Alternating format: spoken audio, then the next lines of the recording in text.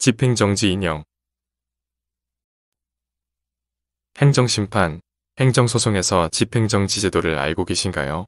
편의점 영업을 하던 중 미성년자에게 주류 판매한 것이 적발되거나 택시기사가 승차 거부한 것이 적발되는 등으로 행정청으로부터 일정 기간 영업정지 처분을 받는 경우가 있습니다.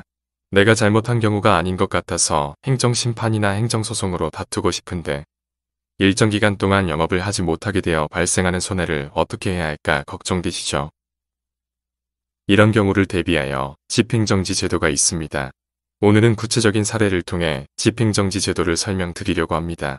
택시기사가 승객의 승차를 거부하지 않았는데도 행정청에서 영업정지 처분을 내렸습니다. 어떻게 대응해야 할까요? 의뢰인인 택시기사님께서는 영업정지 통지를 받자마자 곧바로 장원 법률사무소를 찾아와 상담받으셨는데요. 저희는 중앙행정심판위원회에 행정심판을 청구하고 행정심판이 진행되는 동안 영업정지 처분의 집행을 정지해달라고 신청하였습니다. 집행정지란 무엇인가요? 행정심판법, 행정소송법은 행정심판을 청구하거나 행정소송을 제기하는 경우 처분 등의 효력이나 그 집행 또는 절차의 속행에 영향을 주지 않는다고 정하고 있습니다. 이는 행정심판이나 행정소송이 남발되는 것을 예방하고 행정목적의 원활한 실현을 정책적으로 배려하여 집행부정지를 원칙으로 정하고 있는 것인데요. 그렇지만 행정심판이나 취소소송 등이 제기되어도 행정처분의 효력 등이 전혀 정지할 수 없다면 회복하기 어려운 중대한 손해가 발생하는 것을 막지 못할 가능성이 있겠죠. 따라서 회복하기 어려운 손해를 예방하기 위해 긴급한 필요가 있는 경우 공공복리에 중대한 영향을 미칠 우려가 없을 때 행정처분 등의 집행정지를 신청할 수 있습니다.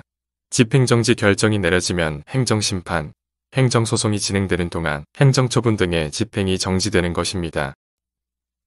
이 사안은 어떻게 되었나요? 이 사안의 경우 의뢰인에 대한 업무정지 처분을 행정심판이 진행되는 동안 집행정지시키지 않으면 큰 손해가 발생할 가능성이 높았습니다.